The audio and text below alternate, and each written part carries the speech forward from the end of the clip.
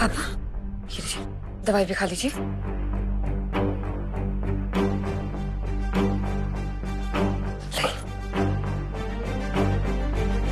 आइए, आप आराम कर लीजिए, हम हैं ना यहाँ पे, आप आइए।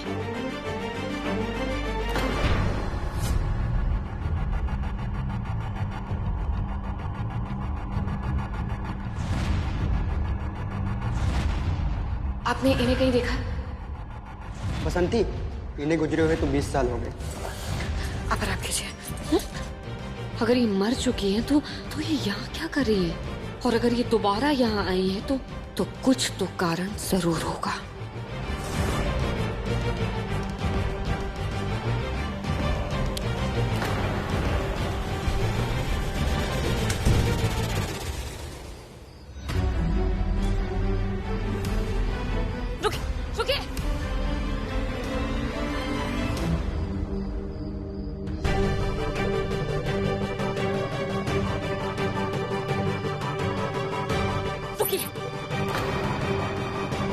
हाँ, बसंती है ना?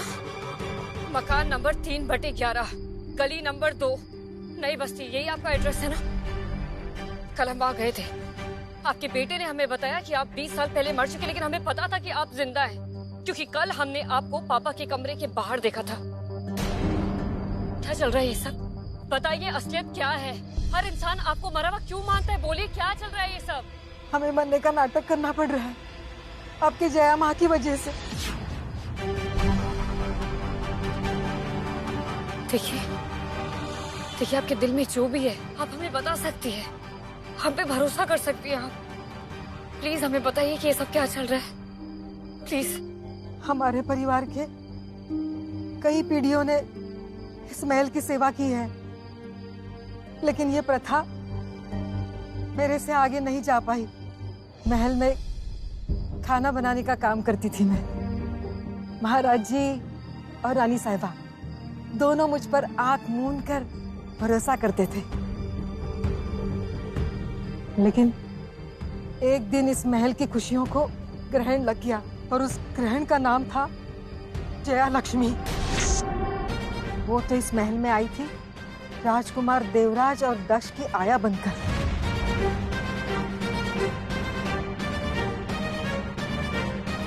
लेकिन जैसे ही वो आई, सबसे पहले उसने महाराज जी और रानी साहिबा के भरोसेमंद लोगों को दूर करने का फैसला किया, और उसमें सबसे पहला नंबर था मेरा। चोरी का झूठा इल्जाम लगाकर मुझे महल से बाहर कर दिया गया। मैं सोचने लगी कि महाराज जी से जाकर सब कुछ सच सच कहूं, लेकिन एक दिन खबर आई कि एक एक्सीडेंट में महाराज जी और रानी साहिबा दोनों स्वर्ग सिधार गए। मेरा तो विश्वास ही नहीं हुआ। मैं भाग भाग कर महल में गई तो वहां शोक सभा चल रही थी। मुझसे बैठा नहीं गया। सोचा मैं घर वापस चली जाऊं, लेकिन रास्ते में ही मुझे अगवा कर दिया गया। जब मेरी आंख खुली तो देखा कि महाराज जी मेरे सामने हैं, सीता। हम दोनों उस तहखाने में बंद थे, और हमें बंद करने वाली दूसरी तीसरी कोई नहीं, जया लक्ष्मी थी। महाराज जी से उन्हें कोई बदला चुकाना था, इसलिए उसने उन्हें कैद कर लिया। उनका ख्याल रखने के लिए मुझे भी बंदी बना लिया, ताकि मैं उनकी सेवा कर सकूं। मैंने वहां से भागने की कोशिश की, लेकिन उसने मुझे तस्वीरें दिखाई। उसने मेरे परिवार को पूरा विश्वास दिलाया था कि महल के सामने हुए एक हादसे में मेरी मौत हो चुकी है। उसने मुझसे कहा कि मुझे यही जिंदगी भर महाराज की सेवा करते हुए, उनका ख्याल रखते हुए यही रहना है। अगर मैंने भागने की या मेरे परिवार वालों से मिलने की कोशिश की तो मेरे परिवार वालों को वो जान से मार देगी। उसने मुझसे वादा भी किया कि महाराज जी की सेवा करने के बदले वो मेरे परिवार को हर महीने मेरे तनख्वाह के तौर पे पैसे भेजती रहेगी, और इस तरह से मैं और महाराज जी बरसों से उस तहखाने में कैद रहे। मैं रोज उन पर अत्याचार होते हुए देखती थी। वो उन्हें रोज मारती थी, लेकिन इतना कि जीने की चाह खत्म हो जाए, लेकिन जिंदगी नहीं। लेकिन उस दिन आप आई और आपने महाराज जी को आजाद कर दिया। मैं भी वहां से चुपचाप निकल गई।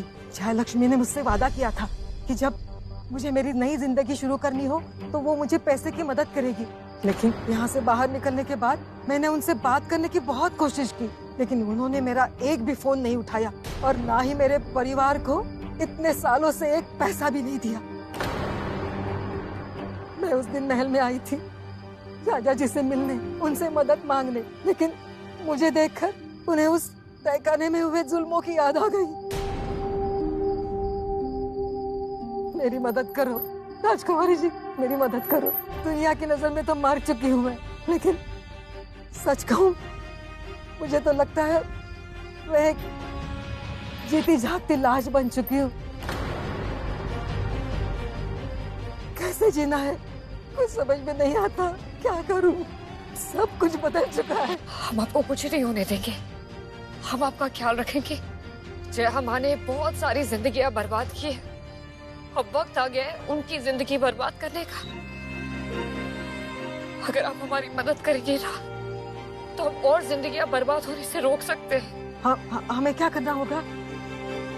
जो भी आपने हमें बताया है ना, वो सब आप महल में जाके सबके सामने बोल दीजिए।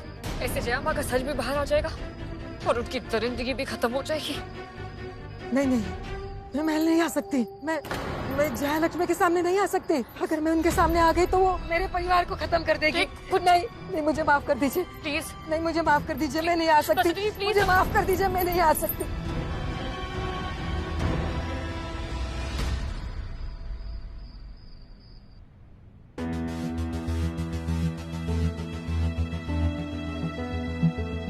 पापा कहाँ गए?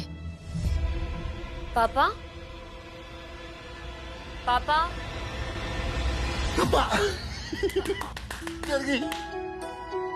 क्या हुआ दोस्त?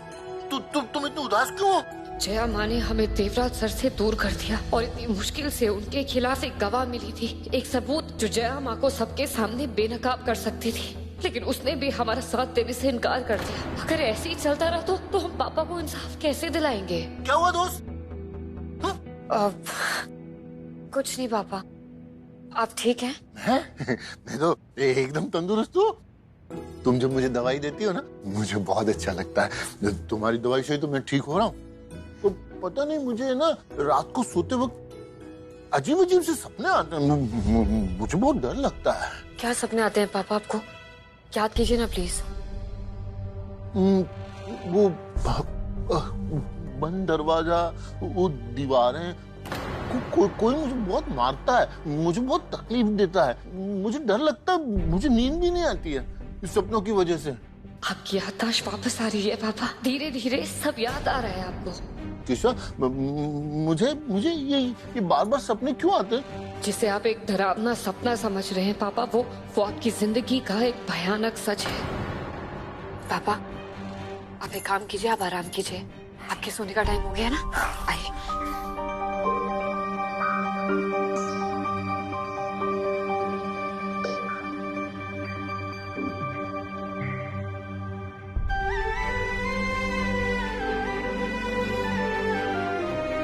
आपकी बातें सुनने में डर लगता है मुझे। ऐसा लगता है कहीं आप फिर से झूठ ना बोलते हैं। ऐसे लगने लगे जैसे मेरी जिंदगी एक झूठ है।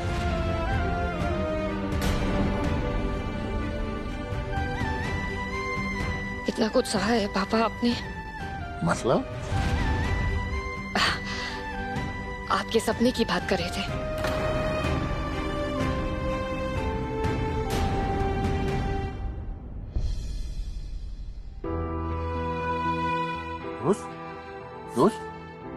तुम रो रही हो? नहीं। तुमको देवराज ने रुलाया ना? मेरे साथ चलो, मैं देवराज की खबर लेता हूँ। नहीं पापा, नहीं, देवराज सर ने नहीं रुलाया है और हम उनसे सुबह बात करें। नहीं, तुमको देवराज ने रुलाया, मैं उसको छोड़ूंगा नहीं। पापा प्लीज प्लीज आप सो जाइए, हम कह रहे हैं ना, हम देवराज सर से कल बात कर लेंगे। पक्का? हाँ। तुम रोना नहीं है? हाँ, मैं सो जाता हूँ।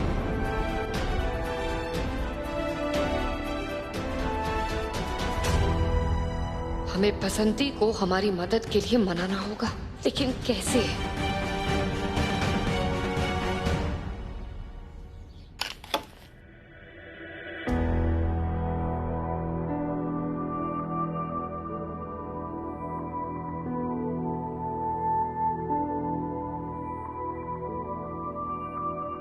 हमारे प्यार को किसी की नजर लगी है कृष्णा।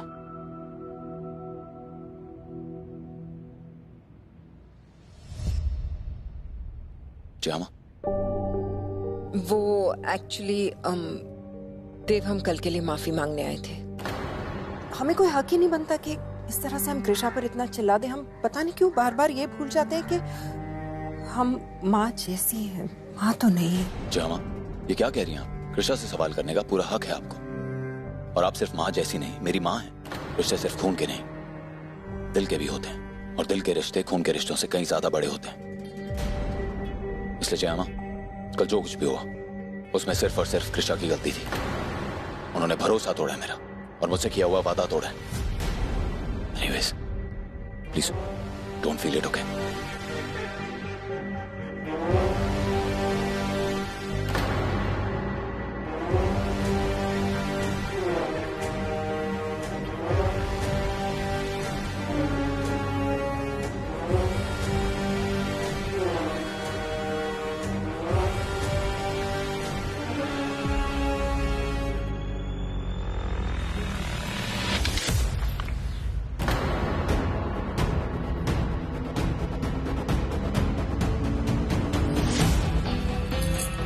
मदद कर देते हैं। जल्दी जल्दी पैक कीजिए, कपड़े डालिए और जल्दी जल्दी इस कमरे से जाइए।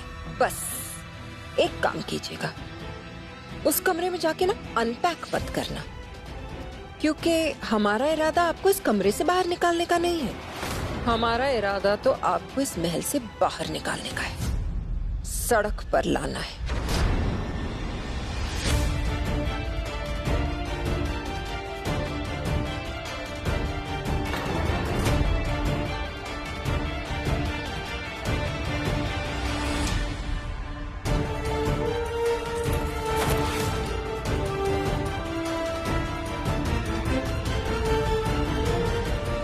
बिहारी जी, बस बहुत हो गया। बुराई ने अच्छाई को बहुत दबा लिया। अब हमें आपकी मदद चाहिए, आपका चमत्कार चाहिए। प्लीज हमारी मदद कीजिए, प्लीज।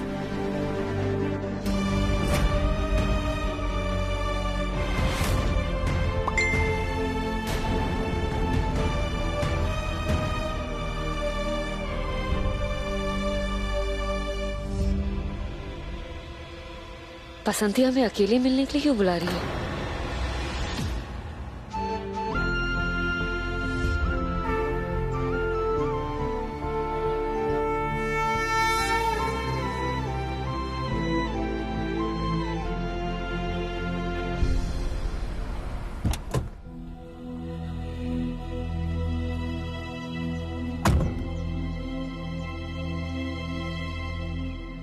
बसंती जी ने तो यही बुलाया था मिलने के लिए। कहाँ है वो? राजकुमारी जी, जी आपने हमें अचानक से यहाँ मिलने के लिए क्यों बुला लिया? कल पूरी रात मैं सो नहीं पाई। बार बार आप ही की बात हमारे दिमाग में घूम रही थी। जयलक्ष्मी ने महाराज जी के साथ जो कुछ भी किया है उसकी सजा तो उन्हें मिलनी ही चाहिए। हमारा परिवार महल के साथ सालों से वफादार रहा है। मुझे महाराज जी के लिए करना ही होगा। मैं आपकी मदद करने के लिए तैयार हूँ। तो फिर आप अभी के अभी हमारे साथ महल चलिए और जया माँ का पर्दा फाश कर दीजिए। उनकी सच्चाई सबको बता दीजिए। आइए हमारे साथ। नहीं नहीं राजकुमारी जी, नहीं, मैं महल नहीं आ सकती। मैं जयलक्ष्मी के सामने नहीं आ सकती। उस दिन जब आपने मुझे महल में देखा था, वो मैं इसलिए चुप चुप के आई थी कि मैं महाराज जी से मिलकर कुछ मदद मांगू। लेकिन अब उन्हें कुछ याद नहीं है तो मैं महल में आकर क्या करूं? ठीक है, अगर आप हमारे साथ नहीं आएंगे तो फिर हम जया माँ का पर्दा कैसे फाश करेंगे? मैंने इसमें सब कुछ रिकॉर्ड कर लिया है। देखिए, आज मैं आप सबको जयलक्ष्मी जी का सच बताना चाहती हूँ और सच ये है, मैं आपको भेज देती हूँ। Thank you so much. आपने ये वीडियो लेकर ना हमारी आधी मुसीबत दूर कर दी है। अब देखना, हम जया माँ को ना छोड़ेंगे नहीं। मैं भी यही उम्मीद करती हूँ, क्योंकि अगर वो बच गई ना तो हम भी नहीं बचेंगे। नहीं, वो हमें पाताल पे से भी ढूंढकर मौत के घाट उतारेंगी। वो या इससे भी कुछ बुरा कर सकती है। नहीं, आपके साथ कुछ बुरा नहीं होगा। अगर अब किसी के साथ कुछ बुरा होगा ना तो वो है जया माँ। एक काम कीजिए, आप हमारे साथ चलिए, हम आपको एक सुरक्षित जगह पर ले चलते हैं। आइए।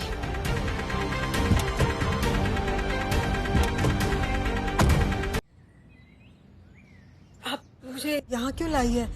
ये जगह मेरे लिए नहीं नहीं, जय हम आपको कहीं भी ढूंढे, यहाँ नहीं ढूंढेगी।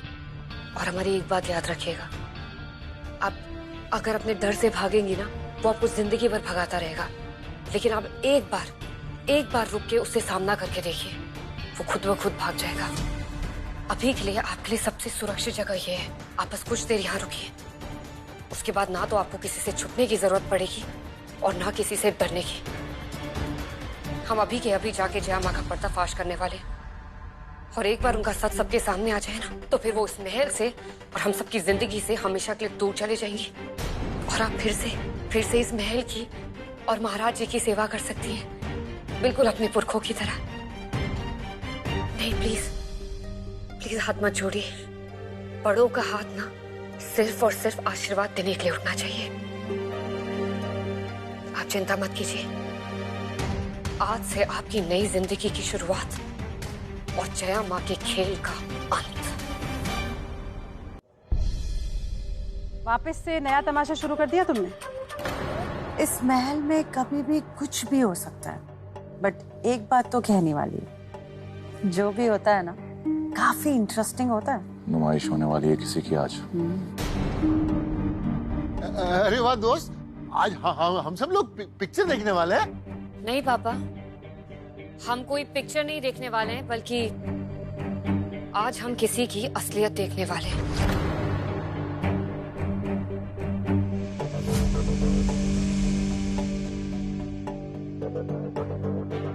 मुझे ऑफिस से जल्दी क्यों बुलाया आपने? आपको सच बताने के लिए। बोलिए। जिस दिन हमारे चरित्र पर उंगली उठाई गई थी, हम सच नहीं बता पाए थे क्योंकि वक्त सही नहीं था। लेकिन आज वक्त सही भी है और मौका भी। आपको पता हम किससे मिलने गए थे? नहीं, और मुझे जानना भी नहीं। नहीं देवराज सर, आपको सुनना पड़ेगा। हम महल की बहुत पुरानी केयरटेकर से मिलने गए थे, जिसका नाम है बसंती।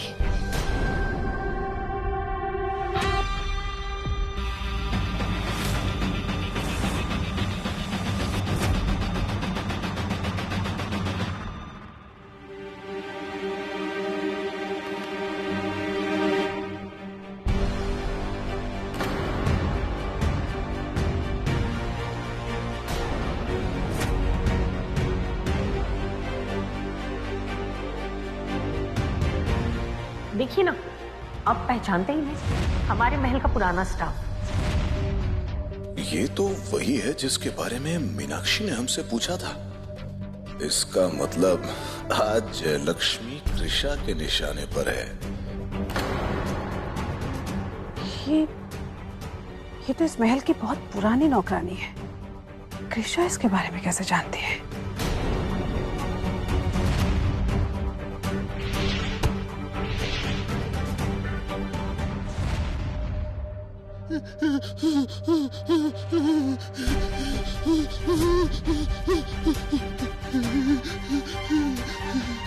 पापा, आप प्लीज घबराइए मत, ये औरत महल में नहीं है।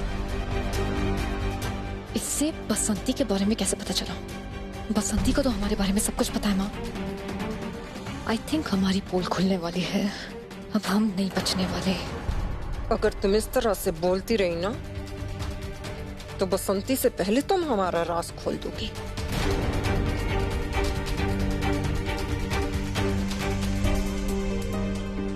आप बसंती की तस्वीर क्यों दिखा रही है कृषा?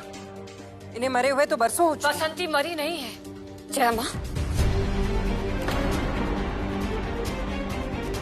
बल्कि बसंती के मरने की खबर फैलाई गई थी, ठीक वैसे ही जैसे पापा को मृत घोषित कर दिया था। बसंती जिंदा है और हम मिले हैं उनसे। तो क्या करें हम? बसंती जिंदा है या मर गई है, इससे हमें क्या लेना देना? हाँ कृषा, मुद्दे की बात पर आओ। हम यहाँ बसंती के बारे में क्यों डिस्कस कर रहे हैं? अपना सारा काम छोड़ के तुम्हारी बकवास सुनने थोड़ी आए हम यहाँ पे। सब लोगों का बसंती के बारे में जानना इसलिए जरूरी है क्योंकि वही एक इंसान है जो इतने सालों से पापा के साथ तहखाने में कैद थी।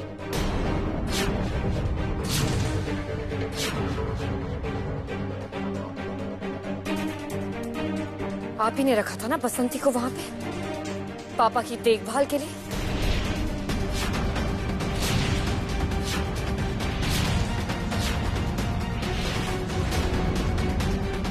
बसंती एक वो चश्मदीद गवाह है जिसे ये पता है कि इतने सालों से पापा के साथ तहखाने में क्या क्या हुआ है, पापा ने क्या क्या सहा है।